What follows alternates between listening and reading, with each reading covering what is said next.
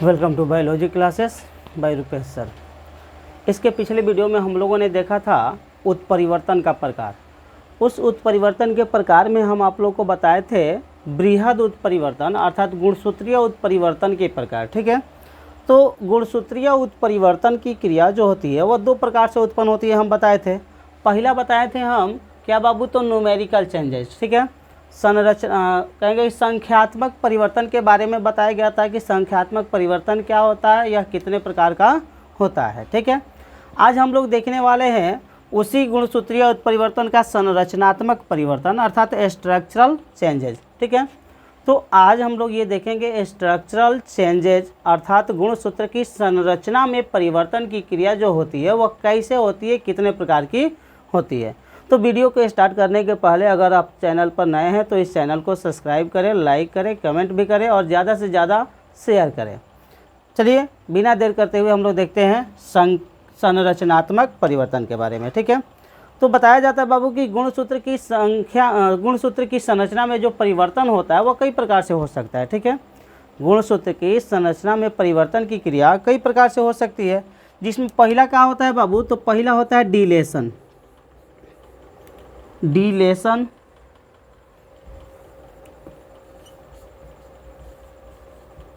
Deletion को हिंदी में हम लोग विलोपन कहते हैं। ठीक है, विलोपन।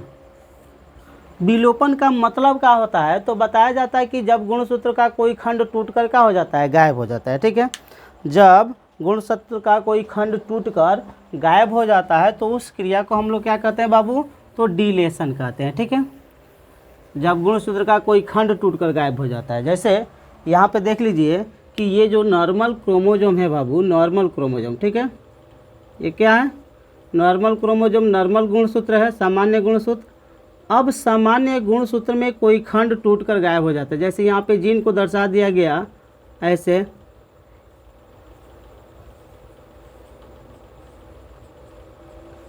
ठीक है, अब इसमें से कोई खंड टूटकर क्या हो गया, गायब हो गया। जैसे यहाँ से कोई खंड टूटा और टूटकर गायब हो गया, गुणसूत्र का कॉम्बिनेशन क्या बच गया बाबू, तो गुणसूत्र का कॉम्बिनेशन बच गया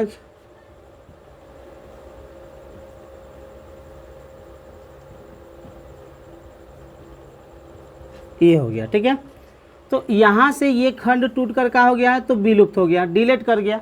तो जब गुणसूत्र का कोई खंड टूटकर डिलीट कर जाता है, डिलीट मतलब का हट जाता है, गायब हो जाता है, तो उसी क्रिया को हम लोग डिलेशन कहते हैं। ठीक है, इसके बाद आप लोग को बताया जाएगा बाबू, डिलेशन के बाद हम लोग देखेंगे डुप्लीकेशन। ठीक है, डिलेशन के बाद डुप्लीकेशन।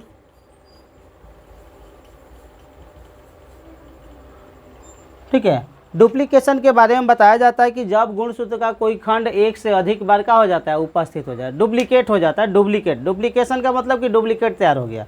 ठीक है, डुप्लीकेशन का मतलब क्या, तो डुप्लीकेट तैयार हो गया। डुप्लीकेट कैसे तैयार हो जाता है, तो देखिए यहाँ पे अगर मान के चले कि यही कोई सामान्य गुणसूत्र है। ठीक है, किसी सामान्य गुणसूत्र में जब कोई खंड एक से अधिक बार उपस्थित हो जाता है, ठीक है,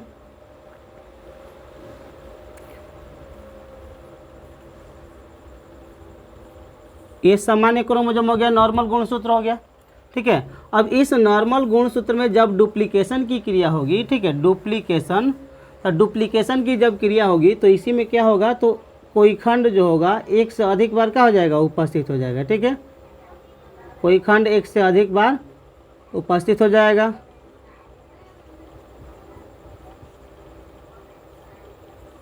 ठीक है, अब इसमें हम क्या देख रहे हैं कि इस जो नए गुणसूत्र यहाँ पे बनाया गया है, जिसको हम लोग म्यूटेंट क्रोमोजोम कहेंगे। म्यूटेंट क्रोमोजोम का मतलब कि वह गुणसूत्र जिसमें उत्परिवर्तन की क्रिया हो चुकी होती है। ठीक है, तो उत्परिवर्तन की क्रिया हो चुकी है, तो यहाँ पे हम देख रहे हैं कि ये जो खंड है दो बार उपस्थित है, एक यहाँ पे है और एक यहाँ पे है। तो जब गुणसूत्र का कोई खंड एक से अधिक बार का हो जाता है, उपस्थित हो जाता है, तो उसे हम लोग डुप्लीकेशन कहते हैं। ठीक है, क्या कहते हैं, डुप्लीकेशन। अब डुप्लीकेशन के बाद हम लोग को ये देखना है कि इन्वर्जन क्या होता है। ठीक है, प्रतिलोमन। ठीक है, इन्वर्जन को हिंदी में प्रतिलोमन कहा जाता है। यहाँ पे हम लिख सकते हैं इसको इन्वर्जन।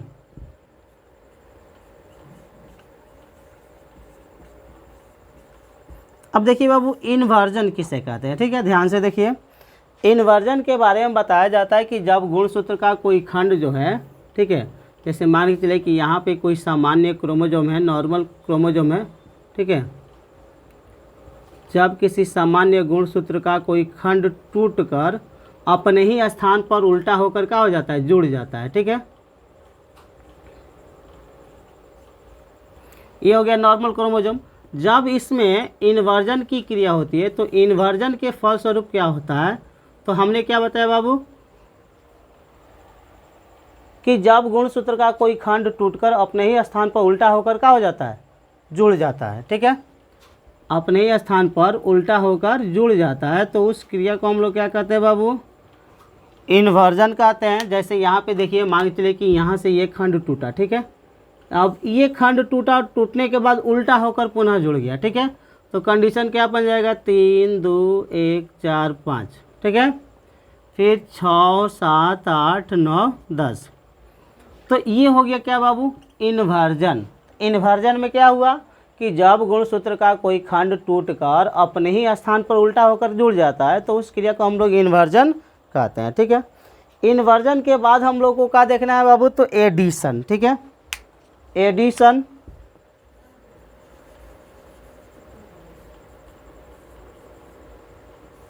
तो एडिशन किसे कहा गया, तो बताया जाता है ना बाबू कि जब गुणसूत्र के में, जब किसी गुणसूत्र में या जब गुणसूत्र का कोई खंड टूटकर दूसरे गुणसूत्र से जुड़ जाता है, ठीक है, जब गुणसूत्र का कोई खंड टूटकर क्या हो जाता है, दूसरे गुणसूत्र से जुड़ जाता है। जैसे मान के चलिए कि यहाँ पे 2 गुणसूत्र है, ठीक है, कितने गुणसूत्र है बाबू, 2 गुणसूत्र हैं। अब इसमें क्या हुआ, तो एक गुणसूत्र का खंड टूटा और दूसरे गुणसूत्र के पास जाकर क्या हो गया, जुड़ गया, ठीक है।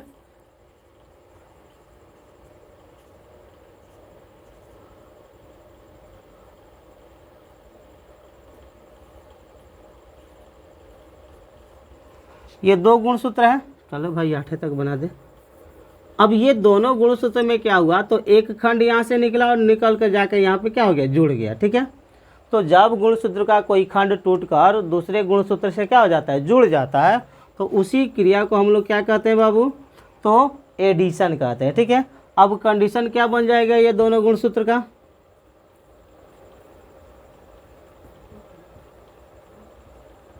क्या होगा, कहाँ से टूटा है, 2 वाले के पास, तो 3 4 5 6 7 8, ठीक है, इधर आके जुड़ गया है, तो ये थोड़ा लंबा होगा।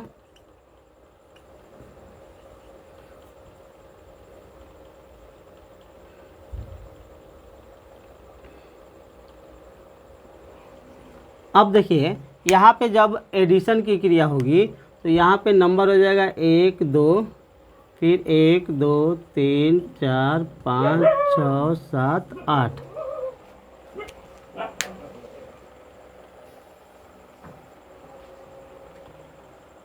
तो ये हमने क्या देखा बाबू, तो गुणसूत्र के संरचना में परिवर्तन, ठीक है, गुणसूत्र के संरचना में परिवर्तन जो है बताया गया कि गुणसूत्र के संरचना में परिवर्तन की क्रिया जो होती है वह कई विधियों द्वारा या कई मेथड के द्वारा या कई प्रकार की हो सकती है, जिसमें डिलेशन है। डिलेशन में हमने बताया कि जब गुणसूत्र का कोई खंड टूटकर गायब हो जाता है, विलुप्त हो जाता है, तो उसे एडिशन कहते हैं। एग्जाम्पल के तौर पे अगर बात की जाए तो आप लोगों ने सुना होगा क्राई-डू-चैट सिंड्रोम, ठीक है। जैसे मनुष्य में जो 5वां जोड़ा गुणसूत्र होता है, उस 5वें जोड़े गुणसूत्र में एक भुजा का जब अभाव हो जाता है, ठीक है, एक भुजा टूटकर जब विलुप्त हो जाता है, गायब हो जाता है, तो उस स्थिति में बच्चे के रोने की आवाज़ जो होती है वह बिल्लियों की तरह होने लगती है, ठीक है। तो बच्चे की जो रोने की आवाज़ होती है वह बिल्ली के समान हो जाती है, जिस स्थिति को हम लोग क्या कहते हैं, तो क्राई-डू-चैट सिंड्रोम, ठीक है, क्राई-डू-चैट सिंड्रोम। जैसे यहाँ पर हम इसको लिख भी सकते हैं, क्राई-डू-चैट सिंड्रोम,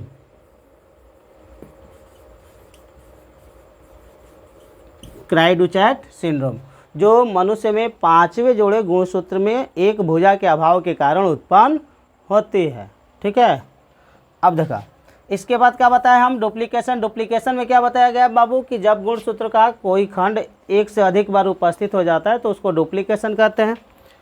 इन्वर्जन में क्या बताया हम कि जब गुणसूत्र का कोई खंड टूटकर अपने ही स्थान पर उल्टा होकर जुड़ जाता है तो उसको हम लोग इन्वर्जन कहते हैं। एडिशन में हमने क्या बताया बाबू कि जब गुणसूत्र का कोई खंड टूटकर दूसरे गुणसूत्र से जाकर जुड़ जाता है तो उसे हम लोग एडिशन कहते हैं, ठीक है। तो ये हम लोगों ने देखा क्या बाबू, तो उत्परिवर्तन का एक पार्ट जो है हम लोग कवर किए जिसको माइक्रो म्यूटेशन या क्रोमोजोमल म्यूटेशन के नाम से जाना जाता है, ठीक है। अगर आप इस चैप्टर का PDF प्राप्त करना चाहते हैं तो आप हमारे टेलीग्राम के channel biology by Rupesh sir पर जाएं और वहां से आप इस चैप्टर का पूरा जो PDF है चैप्टर वाइज मिल सकता है, आपको अवेलेबल है वहाँ पे, वहाँ से आप इसको कवर कर सकते हैं। चलिए आज फिर आप देखते हैं आगे हम लोग क्या बाबू, तो जीन म्यूटेशन, ठीक है। जीन म्यूटेशन, ठीक है। जीन म्यूटेशन जिसको हिंदी में जीन उत्परिवर्तन कहा जाता है, ठीक है। जीन उत्परिवर्तन।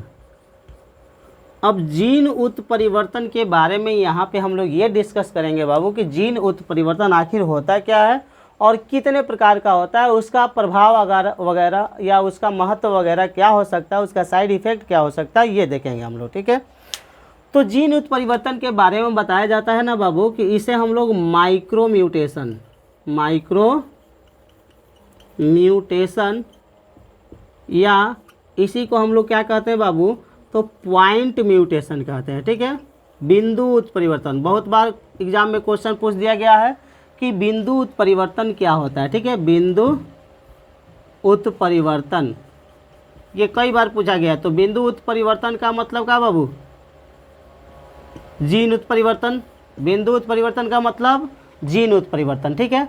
अर्थात जीन की संरचना में परिवर्तन के कारण जो उत्परिवर्तन उत्पन्न होता है, ठीक है। जीनों की संरचना में परिवर्तन के कारण जो उत्परिवर्तन उत्पन्न होता है उसे हम लोग क्या कहते हैं बाबू, जीन उत्परिवर्तन कहते हैं। और जीन उत्परिवर्तन की क्रिया जो होती है ना उसको भी दो भागों में क्या कर दिया गया है, बांट दिया गया है, ठीक है। जीन उत्परिवर्तन की क्रिया को दो भागों में क्या किया गया, बांटा गया। हमने क्या क्या बताया बाबू जीन उत्परिवर्तन के बारे में, तो जीनों की संरचना में परिवर्तन के कारण जो उत्परिवर्तन उत्पन्न होता है उसे जीन म्यूटेशन अर्थात जीन उत्परिवर्तन या माइक्रो म्यूटेशन अर्थात सूक्ष्म उत्परिवर्तन, सूक्ष्म उत्परिवर्तन या इसी को हम लोग क्या कहते हैं बाबू, तो पॉइंट म्यूटेशन। याद रखिएगा, पॉइंट नोट कर लीजिएगा कि पॉइंट म्यूटेशन किसे कहते हैं, ठीक है। पॉइंट म्यूटेशन बिंदु उत्परिवर्तन किसे कहते हैं, तो बिंदु उत्परिवर्तन किसको कहा जाता है, तो जीन उत्परिवर्तन को ही बिंदु उत्परिवर्तन कहते हैं, ठीक है। अब कह रहा है कि ये जो बिंदु उत्परिवर्तन जो होता है अर्थात जो जीन उत्परिवर्तन की क्रिया जो होती है वह दो प्रकार की होती है, ठीक है। जीन उत्परिवर्तन की क्रिया अर्थात सूक्ष्म उत्परिवर्तन या कहेंगे कि पॉइंट म्यूटेशन जो होता है वो दो प्रकार का होता है। एक होता है प्रतिस्थापन उत्परिवर्तन, ठीक है। पहला क्या होता है बाबू, तो प्रतिस्थापन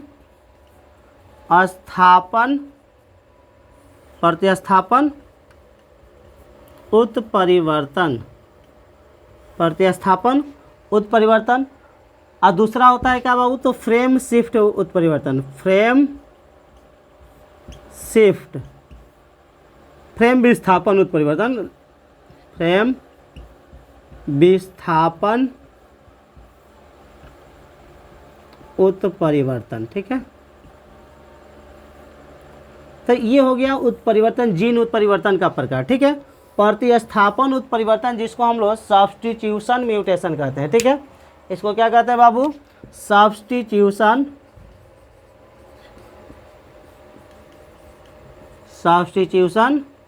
म्यूटेशन। इसको क्या कहते हैं, frame shift mutation, frame shift mutation, frame विस्थापन उत्परिवर्तन, ठीक है। अब यहाँ पे एक एक करके हम लोग देखेंगे कि प्रतिस्थापन उत्परिवर्तन क्या होता है और फ्रेम विस्थापन उत्परिवर्तन क्या होता है, ठीक है। ये एक एक करके देखेंगे। तो चलिए देखते हैं क्या बाबू, पहले देखेंगे प्रतिस्थापन उत्परिवर्तन। तो प्रतिस्थापन उत्परिवर्तन के बारे में बताया जाता है कि वह जीन उत्परिवर्तन जिसमें नाइट्रोजनी क्षार जो होते हैं वे अपना स्थान परिवर्तित कर लेते हैं, ठीक है। वह जीन उत्परिवर्तन जिसमें नाइट्रोजनी क्षार अपना स्थान परिवर्तन कर लेते हैं। अब नाइट्रोजनी क्षार जीन में आया कैसे, तो आप लोग डीएनए के बारे में पढ़े होंगे कि डीएनए जो है वह डीएनए जो होता है शुगर, नाइट्रोजनस बेस और फास्फोरिक एसिड का बना होता है। तो डीएनए का जो स्ट्रक्चरल यूनिट होता है, डीएनए का जो संरचनात्मक इकाई होता है उसको जीन कहते हैं। ठीक है, जीन किसे कहा जाता है, तो जॉनसन के अनुसार बताया गया था कि डीएनए का जो संरचनात्मक और क्रियात्मक इकाई होती है उसी को हम लोग क्या कहते हैं, जीन कहते हैं। तो जीन जो होता है डीएनए का एक छोटा सा माने सबसे छोटा पार्ट होता है, और सबसे छोटा पार्ट जो होता है डीएनए का वह जीन कहलाता है। तो जाहिर सी बात है कि जो भाग, जो रचना जो है या जो पदार्थ जो होंगे डीएनए में होंगे वही पदार्थ किस में होंगे, तो जीन में पाए जाएंगे। ठीक है, तो जीन में जो नाइट्रोजनी क्षार होते हैं जब वे अपना स्थान परिवर्तित कर लेते हैं, एक के स्थान पर दूसरे चला जाता है, जैसे डीएनए में जो नाइट्रोजनी क्षार होता है वो दो रूपों में पाया जाता है, एक होता है प्यूरिन और पायरिमिडिन।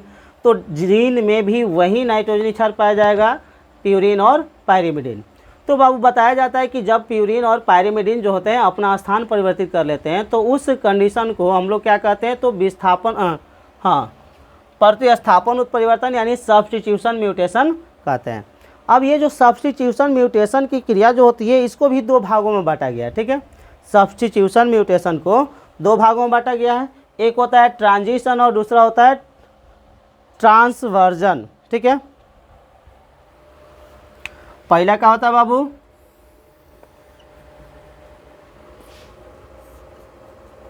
पहला जो बताया गया वो क्या बताया गया, ट्रांजिशन बताया गया। क्या बताया गया, ट्रांजिशन। ट्रांजिशन और दूसरा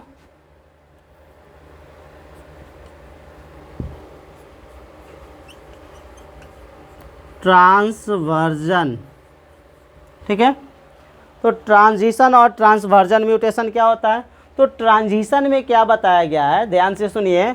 बताया जाता है बाबू ट्रांजिशन में कि जब डीएनए के नाइट्रोजनी क्षार के जोड़े में एक प्यूरिन के स्थान पर दूसरा प्यूरिन या एक पायरिमिडिन के स्थान पर दूसरा पायरिमिडिन आ जाता है। ध्यान दीजिए, यहाँ पे बताया जाता है बाबू कि एक प्यूरिन के स्थान पर दूसरा प्यूरिन, जैसे ये वहाँ पे जो प्यूरिन है, ठीक है, ये क्या कर लेगा, तो प्यूरिन में अपना स्थान परिवर्तित कर लेगा, प्यूरिन में अपना स्थान क्या कर लेगा, परिवर्तित कर लेगा यहाँ पे। या जो पायरिमिडिन होता है, पायरिमिडिन, ये भी स्थान अपना क्या कर लेगा बाबू, चेंज कर लेगा, एक्सचेंज कर लेगा।